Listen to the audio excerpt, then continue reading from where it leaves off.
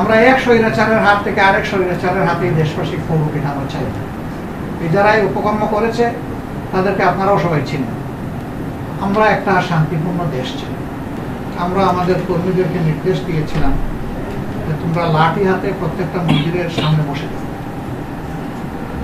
এবং মন্দিরের চতুর্দিকে পাহারা বসানো।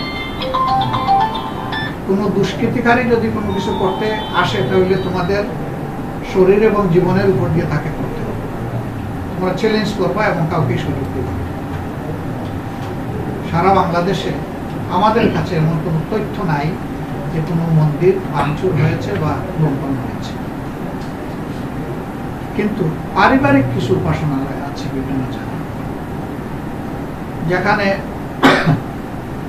একটা দেশ জাতি যখন থাকে, রাজনীতি যখন থাকে, তখন মানুষের রাজনীতি বা দল চয়েস করার তার স্বাধীনতা।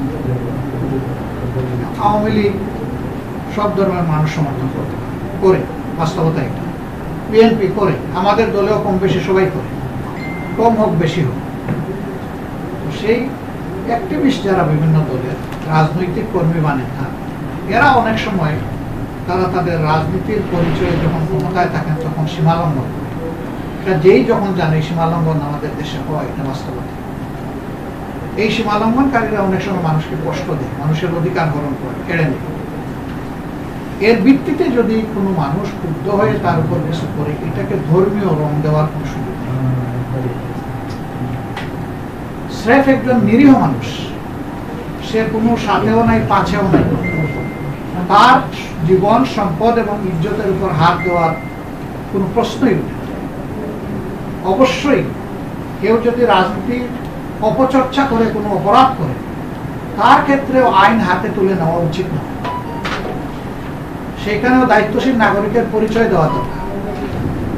কিন্তু সকল সমাজেই কিছু বিশৃঙ্খলাবাদী থাকে, তারা শৃঙ্খলা মানে না বলেই তো কোর্ট, আদালত এবং জেল। এদেরকে আইনের আওতায় আনতে হয়, সময় নেই। তো এবারকার এই পরিবর্তনের সাথে সাথে 4-5টা দিন আমরা লক্ষ্য করেছি বিভিন্ন জায়গায় কিছু অস্থিরতা, এই ধরনের কিছু অপকর্ম হয়েছে। কিন্তু আমরা আমাদের জায়গা থেকে বারবার খুব শক্ত সতর্কবাণী উচ্চারণ করেছি এবং আমাদের কর্মীদেরকে বলেছি, নিজে তো করার কোনো প্রশ্নই ওঠে না। তোমাদের সামনে যদি কোনো দুষ্কৃতিকারী করে, তাহলে গ্রামবাসীকে ঐক্যবদ্ধ করে তা প্রতিরোধ করে, এবং যারা করে তাদেরকে আমরা চিনি। আমরা তাদেরকে মেসেজ দিয়েছি, এটা করা ঠিক হয় না, বন্ধ করে। আমরা এক স্বৈরাচারের হাত থেকে আরেক স্বৈরাচারের হাতে দেশবাসী করুক, এটা আমরা চাই না।